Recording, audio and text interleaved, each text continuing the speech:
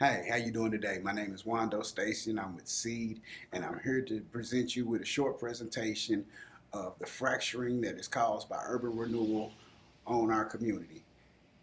Basically, East Knoxville has been fractured so much and our history has been lost. So along with Joe Valentine, we will take you through a timeline of the direct effects of urban renewal on this area and the people that live here. So I hope you gain great knowledge from this presentation. Those who stand tall in our presence appear to be unusual height because in most cases they stand on the shoulders of giants who have preceded them. This was a quote from The Forerunners by John Hope Franklin, and I'm hoping that this is going to be something when we get through that you can see that we stand on the shoulders of giants today. Our topic today is going to be on urban renewal. The Urban Renewal Project, which had several phases, began in the 1950s and lasted through the 1970s. It's important because it was devastating to the Black community. In the areas that are bound by State Street on the west, Southern Railway on the north, Bell on the east, and the river on the south, it determined the parameters for East Knoxville homes, businesses, and churches. Virtually all of the churches now in East Knoxville were uprooted from locations near and in the downtown area. More than 95% of the private homes in that area were torn down. Only one local business, Jernigan and Son Mortuary, were able to survive.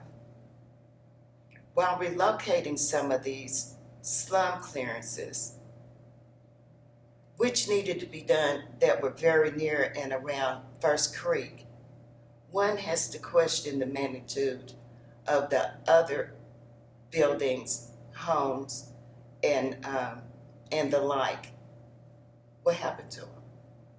So let's take a little look after. Let me see. I need to tell you a little something about East Knoxville. East Knoxville traditionally refers to the part of Knoxville east of First Creek. At that time, it included 5 Points, Morningside, Dandridge, Park City, Chilhowee Park.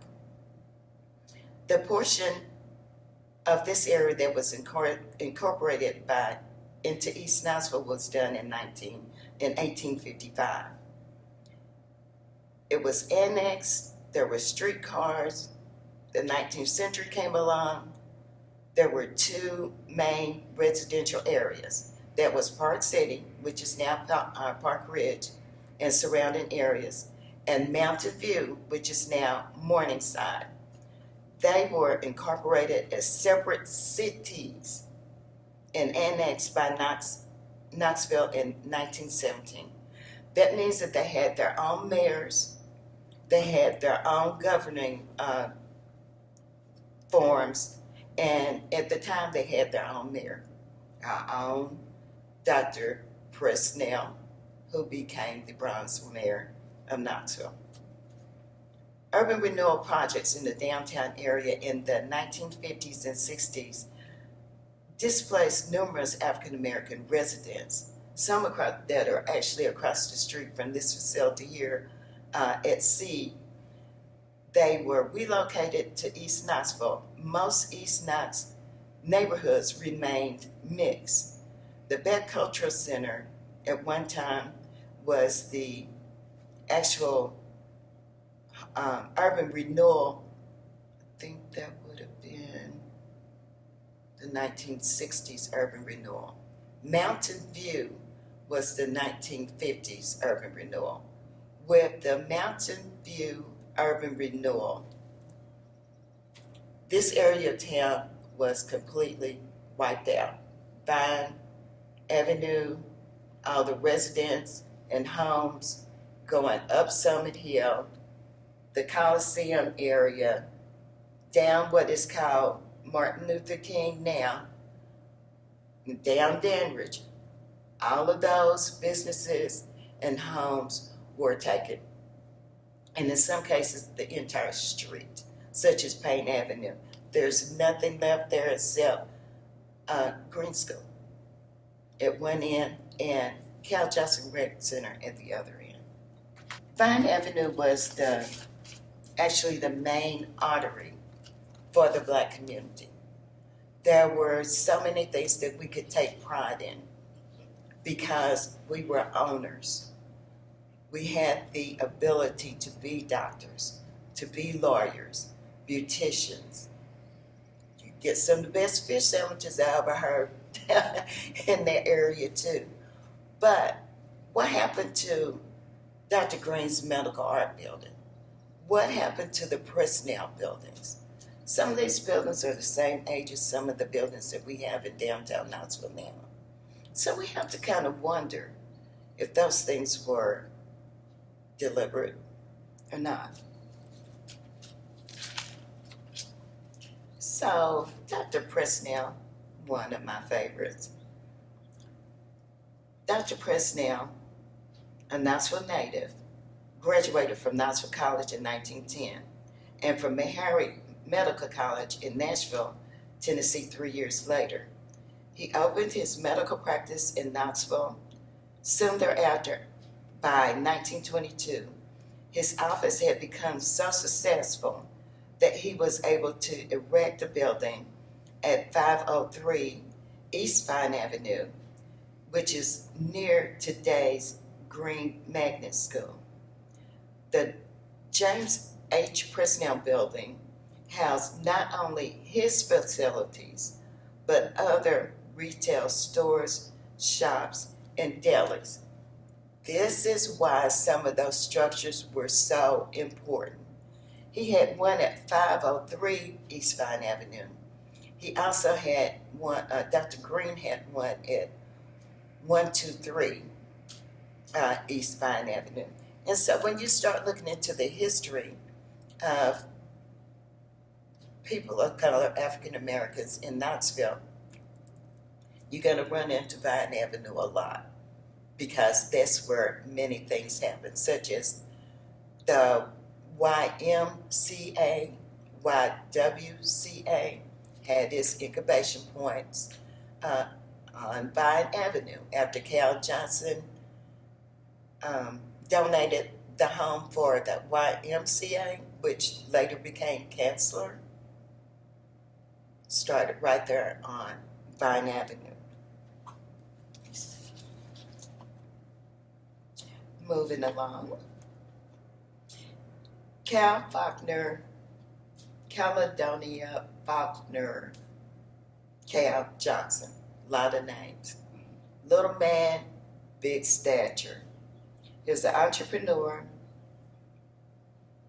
and philanthropist. Cal Johnson was born to Cubit and Harriet Johnson in Knoxville in 1844. The Johnson family slaves of Colonel Pless McClung lived on the site of the old Farragut building at the corner of Gay and Church.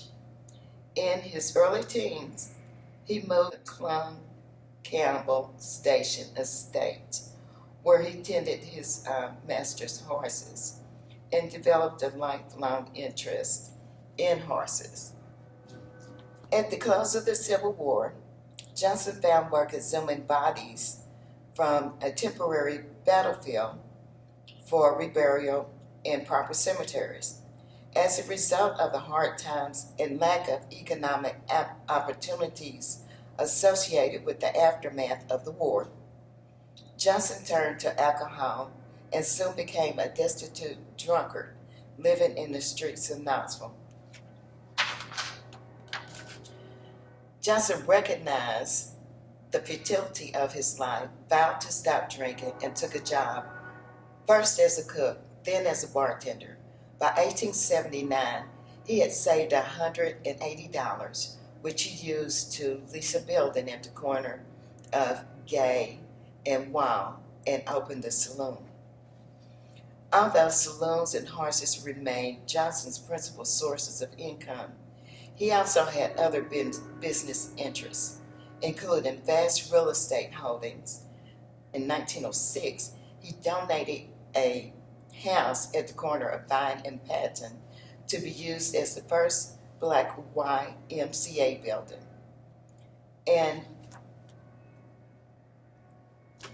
there's stories like that that are so very important because it lets us know it doesn't matter where we came from, where we had dads in the home or mom's absence or whatever, but if we were able to get to an age to do something that could make a difference, that if this man could be falling down drunk in graves, that you have an opportunity as a young adult and as a young person to do something better with your life. Dr. Henry Morgan Green began his 39-year practice in Knoxville in 1900.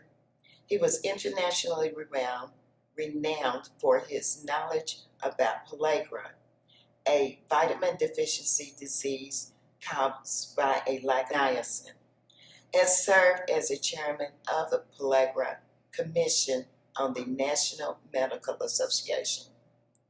The Edisville, Georgia native was president of the National Hospital Association and the National Medical Association. From 1908 to 1912, he was also a Knoxville City Alderman, which was the equivalent of serving on the City Council. Green operated the practice in a building he had built at 108 East Vine Avenue in 1912 for 12 years. He later had the Medical Arts Building built at 123 East Vine Avenue. The building housed the Carter Roberts Drug Store. Today, that is Cherokee Hill. Green was a graduate of Knoxville College, who taught one of the college's mission schools. He completed his medical studies at Northwestern University's medical school.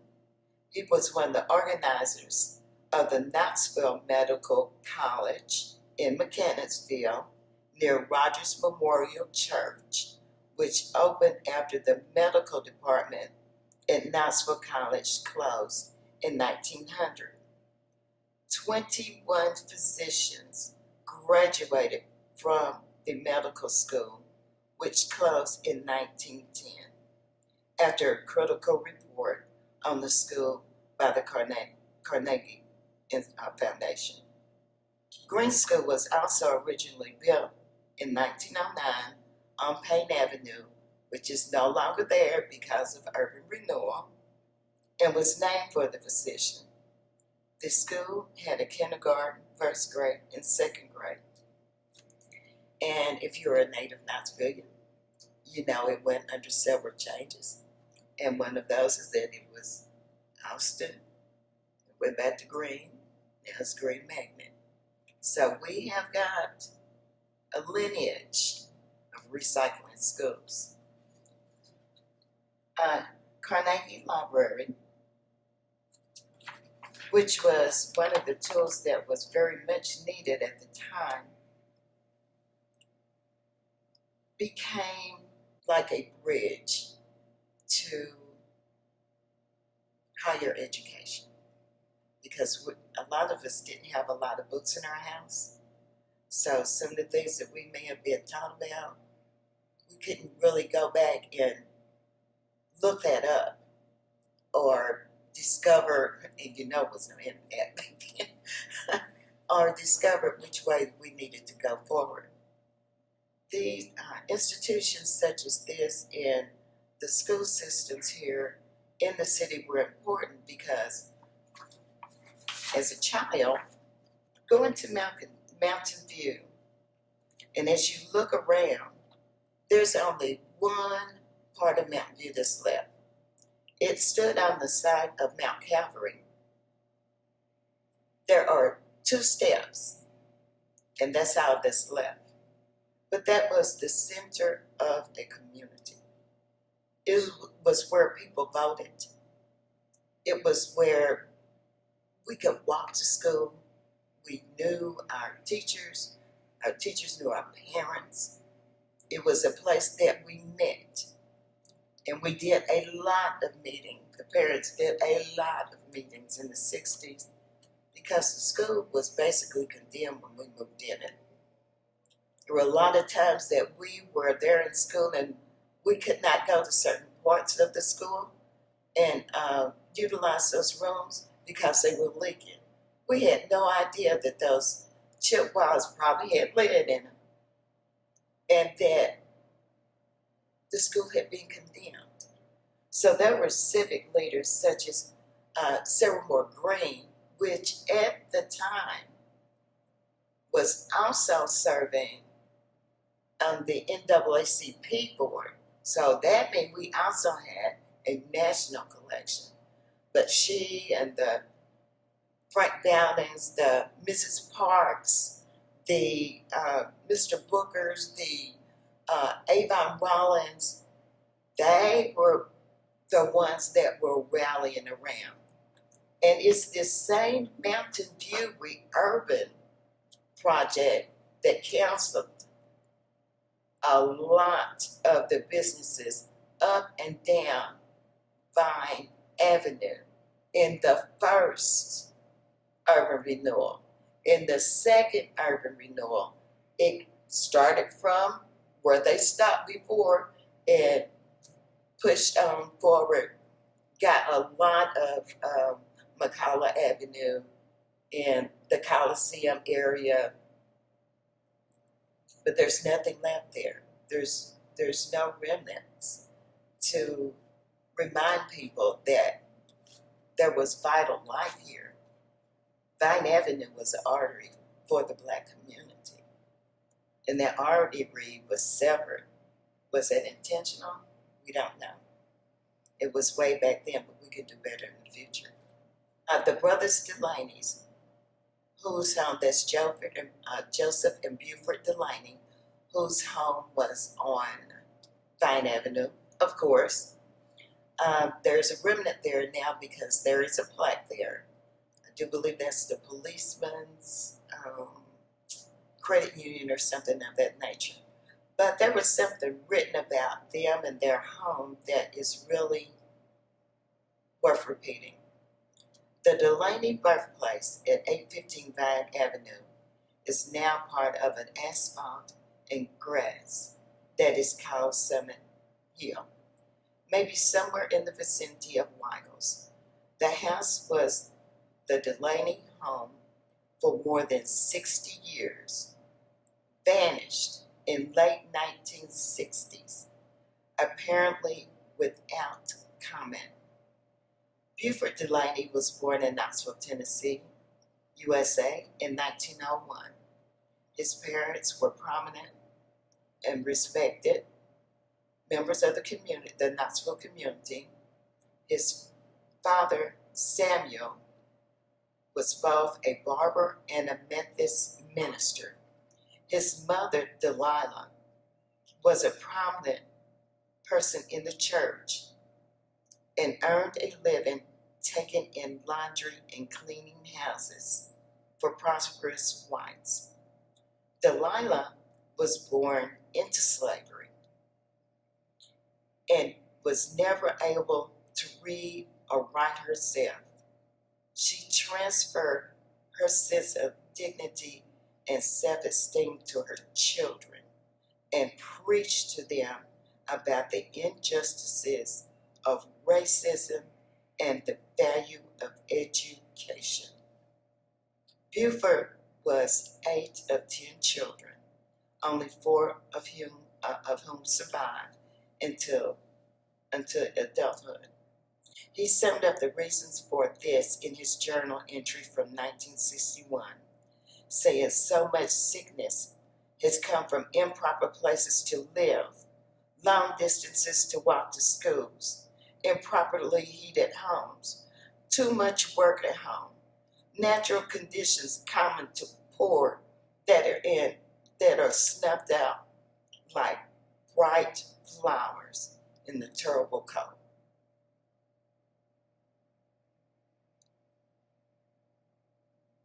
That sense of dignity transferred well. Delilah's two sons became renowned painters, artists. One, coming back to Knoxville, retired from the University of Tennessee as a resident and artist. People never knew that some of those pictures that were in the old facilities at UT, when we went up and down the steps to presidentials and rafters and different things of that nature, some of those big pictures were done by Joseph Delaney. Beaufort died in Paris. And that just tells you something. They were both very well traveled before they left, but they left a legacy that we can go back and we can look at. Through the generations, Austin High School has always been a staple for the African American community. Started in the 1800s with Emily Austin, who wanted to find finances to teach Black children. Part of that pathway had been paid by Laura Kanzler, who brought the first Black school here in 1864. So we start with Austin High School on Central. Then Austin High School on Central gets overcrowded. So there's another one that is built later on at Preston and Vine. Then there's another that is erected in 1962 that is now Vine Magnet. Okay, I say all that to say this. Austin High School and those graduates are also some of the forerunners that I was speaking about in the beginning when I talked about us standing on the shoulders of giants, because they were the ones that helped build. They were the ones that helped bridge the gaps, educational gaps, that grew up, that helped with financial gaps. They were people that other ordinary people could go to and get help. And when I looked at the history of the Clinton 12 and realized that they had to walk 18 miles to go to school, and we have problems with wanting to get up and catch a bus to go to school, we can do better. We can do better. And we have done better. That is why we're talking about this. Every once in a while you will see some kind of plaque or something that's just seems like it's just sitting in the middle of nowhere. One of those is of Mr. William F. Yardley. Really love his story. Mr. Yardley was here a long, long time ago. But it's very interesting that this Irish Black man was left on a doorstep and the Yardleys took him in.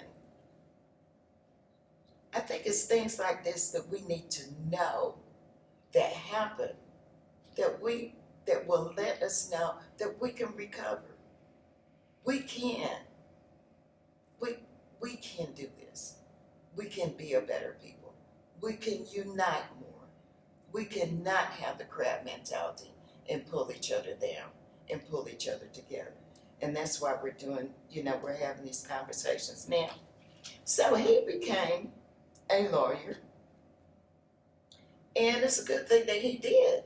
Several generations later, he ended up helping a man by the name of Maurice Franklin Mays. And he was the central figure in Knoxville's race ride of 1919. And Vine Middle, Mr. Booker, have done an excellent job in bringing some of that back to life through arts and entertainment. And to get young people to play some of these parts, I think it's awesome because they get to get an understanding of what it feels like to kind of be next to a W.B. Du Bois or a Frederick Douglass. Why their prisons are so large. Mount Olive Baptist Church. Mount Olive was organized in 1809 when the pastor at Mount Zion decided that he was going to part ways and form a church called Second Colored Baptist Church, aka Mount Zion. The group purchased a lot and erected a building at 723 Patterson Street, which I'm not sure is even there anymore, about 1900, and changed the name to Mount Carmel Baptist Church. The reason why some of these church histories are so important is that most of the root churches in Knoxville came from about 5 or 6 churches. And reading the church history is kind of like reading the begottens in the Bible. So and so begot so and so begot so and so. That's the way this is. Then it broke off again in 1897, and there were members that went to the Gulffield Baptist Church. In 1918, the name of the church was changed to Mount Olive. And in 1945, the church moved to 1247 Main Street. That is when Main Street,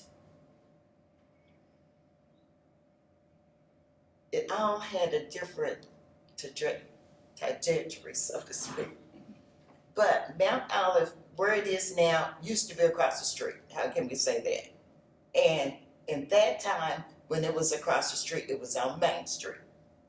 In 1971, they moved over here because remember, they had been erased by then. So there was no more Yardley, none of those streets up and down that area, they were gone. So Mount Olive, like all other churches in the area, were uprooted by Urban Renewal. The church services at one time were held at the old Tennessee School for the Deaf on Dandridge Avenue and Austin East High School. They moved to the Dandridge location in 1971. So, we're still looking at some of the things that the church and there wasn't any businesses left, hardly. There were no businesses left. Anyway, we're looking at some of the repercussions still of that 1950s urban renewal. Most of the churches, you look at their church history, they moved from here to here to here to here. They were in the bottom. They had to move from there to here, from there to there. And this uprooting is something that remains devastating because it made us scatter. So now we're not in one central kind of environment, growing environment, where we could go and get our shoes. When you used to be able to get a pair of shoes and get them resold and different things of that nature. So that entrepreneurship also went with that. There were some people that couldn't recover because they were barely making it then. The Hayley Statue, that whole area at one time were just houses. From where the Hayley Statue is now, from that corner, let me see, we had businesses that came up to that end, and then it was more residential going on out. But even across the street, the businesses were coming up. So some of the homes and different things as you are coming up Dandridge Avenue that were on both sides, you could see the difference in the ages. The houses that were on this side, the ones that were on stilts, yeah, you could pretty safely say that they needed to come down. But then there were other homes like the Beck homes, and they were brick. What happened to them? Maybe Hazel's right next door. Just makes you kind of wonder. Because when they left, Miss Mapp is still here. She was able to, she and her family had the knowledge and the resources to hang on to their property and probably have a transfer of power so that they would be able to go on ahead and invest in something else. But what about the other people that weren't Mr. and Mrs. Mapp and family? What happened to them? Did they become renters as a result of that?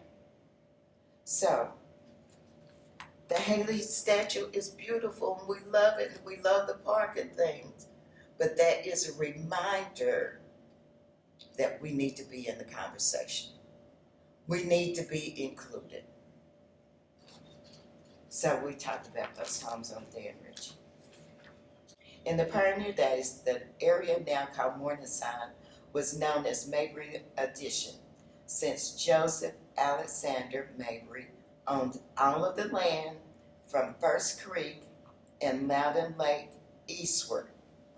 In the early 1800s, two Englishmen bought several parcels of property from Mabry.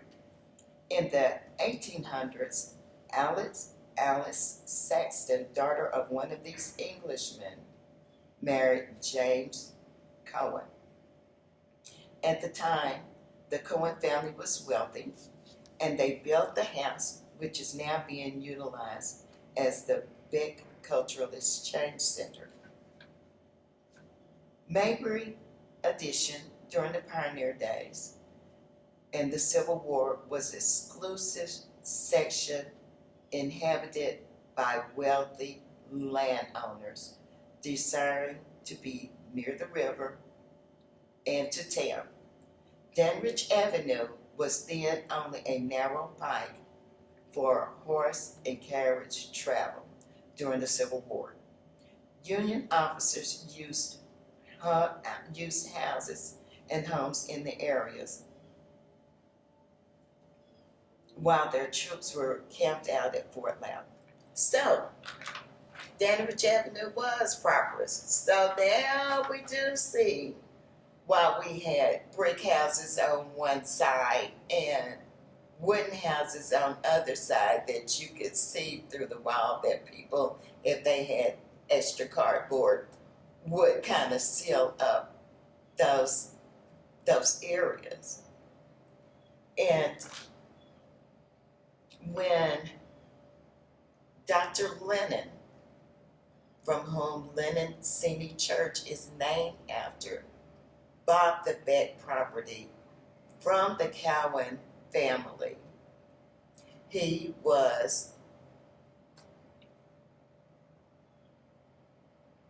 had crosses burning on his front yard.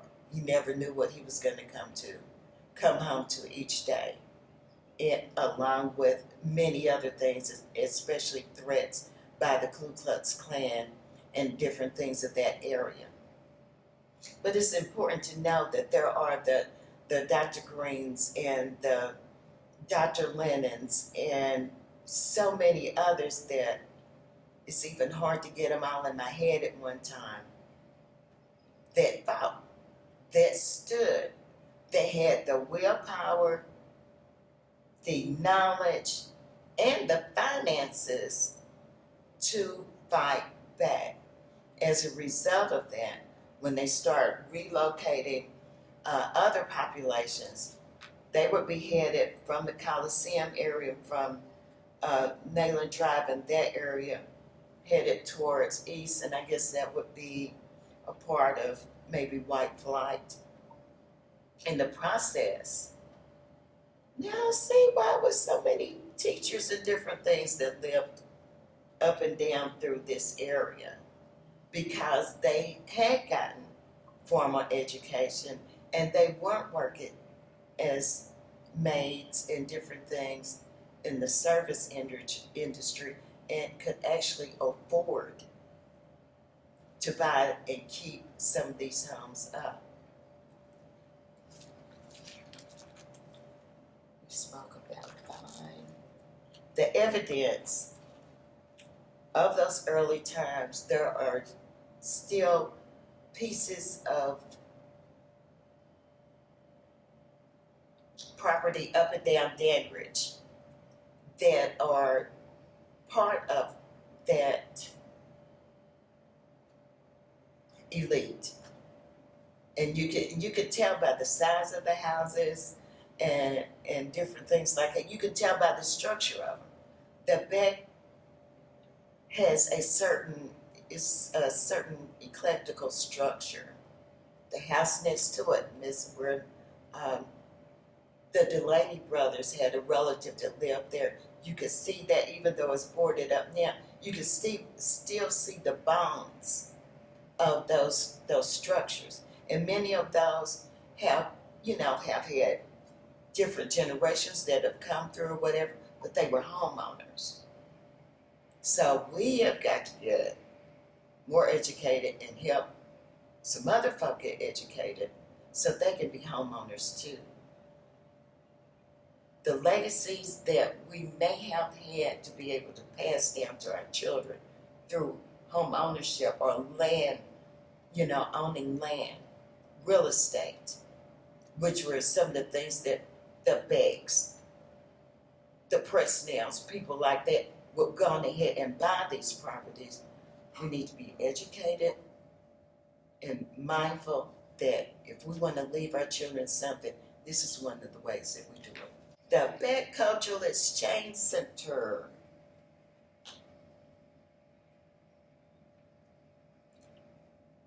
Was the second Urban Renewal office.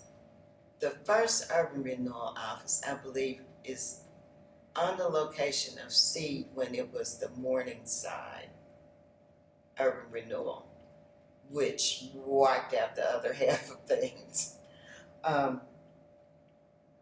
While Beck was doing Urban Renewal, that's when a lot of the fight was going on with Mountain View.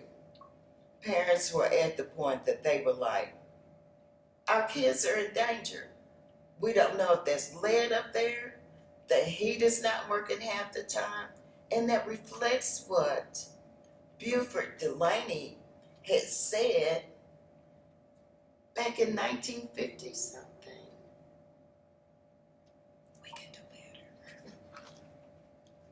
better. Some more of those beautiful homes, and we talked about some of the people, the educators that lived up and down through there, like Mr. Jackson, and I have to really smile about this. I found a picture of the principal that was at Mountain View at the time, Mr. Robert S. Beard Jr. He was born at 514 Vine Avenue, which at the time, his father Dr. Robert S. Beard Sr. was the first secretary. Remember, that was the building that Cal Johnson had donated. It was like, he's a doctor? They had to have a house. Why was he born at the Y? Maybe they didn't want to go to what is now Serene Manor.